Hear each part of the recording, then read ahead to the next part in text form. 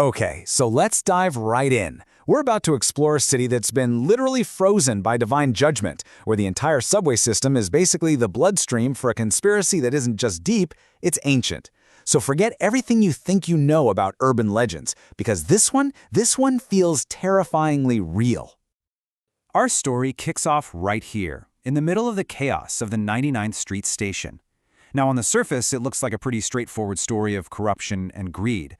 But what's really unfolding on these tracks is a grim secret, something much, much older and way more sinister, that's just been waiting for the perfect moment to rise up. To really get what's going on, you first have to understand the world this is all happening in. This isn't just New York City with a fancy new name. No, this is a society that has been completely reshaped by an event they call the Judgment. So picture this. It all went down in two absolutely catastrophic days. First, there was a silent rapture, where the faithful just vanished. Poof, gone. The very next day, a weaponized, totally man-made ice storm completely buries the city. And out of those frozen ruins, Gotham Galasian is born, along with a new, all-powerful group, the New World Transportation Authority, or NWTA for short. And this is where our hero, Elena Voss, comes in. She's this incredibly skilled knife thrower who, honestly, just wants a job. But after she gets this generic rejection email from the all-powerful NWTA, she decides that, you know what? If she can't join them, she's going to find out exactly what they're hiding. So, the first thing she uncovers isn't some ancient, hidden evil. It's actually something very human and very, very gritty. A massive fraud scheme has taken root deep inside the city's new transit system. The whole scam is actually kind of brilliant in its simplicity. Workers are using these cheap card writers to clone their IDs, hiding them in break room refrigerators, and then having their buddies swipe them in for phantom overtime shifts. It's a huge, systemic fraud that's been bleeding the city dry for years. And the sheer arrogance of it all is just perfectly summed up in this quote from a foreman who was, and I'm not kidding, literally heading to the pool while clocking in for a shift. This wasn't some hidden secret. It was a deeply ingrained culture of theft, and it seemed like everyone was in on it.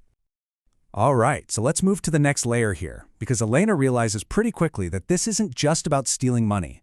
The whole conspiracy is being protected by something much, much darker: murder. The infamous 99th Street station. Yeah, that becomes the focal point. It's not just another stop on the line. It's where problems and people are made to disappear. Anyone who gets a little too close to the truth, whether they're a union official or a vice president, ends up here. And here are the key players in this whole conspiracy of silence. You've got a corrupt union boss, a blackmailed inspector general, a union enforcer. All of them are caught in this web. And the trail of bodies they leave behind? It all leads back to the man at the top, the puppet master known only as Big Bob. And get this, Big Bob even has this chilling signature move. Every single time an enemy is eliminated, his favorite song, Jay-Z's 99 Problems, is heard playing somewhere nearby. It's his calling card, it's a threat, and it's basically him declaring that he's completely untouchable. And here's the crucial point. This is where Elena starts to connect the dots and realizes the fraud, the blackmail, the murders, they're all just a smokescreen. She starts to suspect that the real conspiracy is something far more ancient and terrifying. Now, for the big reveal. This is where the story shifts gears from a gritty crime thriller into a full-blown supernatural horror story.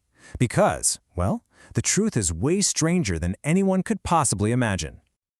The real power brokers in Gotham Galasian are these beings called hybrids. And we're not just talking about corrupt officials here. They are the literal Nephilim from ancient lore, the offspring of fallen angels and humans, now walking the earth in tailored suits and controlling the city from the inside. Elena actually noticed them early on. You know, the new hires with this flawless skin, these unnervingly calm eyes, and these perfect resumes, even though they had zero actual experience. These are the telltale signs of the hybrids, hiding their ancient, unnatural origins behind this mask of humanity. So you're probably wondering, how is this even possible? Well, it's explained by something called the strong delusion. After the Rapture, everyone who was left behind was made psychologically vulnerable. Their whole sense of reality just shattered. And this collective blindness is what allows these ancient beings to infiltrate society completely unnoticed. But Elena, she isn't susceptible to the delusion. Faced with this vast, ancient conspiracy, she becomes the one sharp thorn, ready to slice right through it. And this quote really just showcases her whole character. She's staring down literal demigods, and her response is pure, cutting sarcasm. She absolutely refuses to be intimidated, and she uses her wit just like another one of her blades. She doesn't just investigate either. She goes on the offensive. She takes their symbols, like Big Bob's whole 99 problems thing, and throws it right back in their faces, turning their own psychological warfare completely against them. And that really leaves us with the central question hanging over this entire story. In a world where the population is literally programmed to believe a lie, can one person, armed with only her blades and the truth, actually make a difference?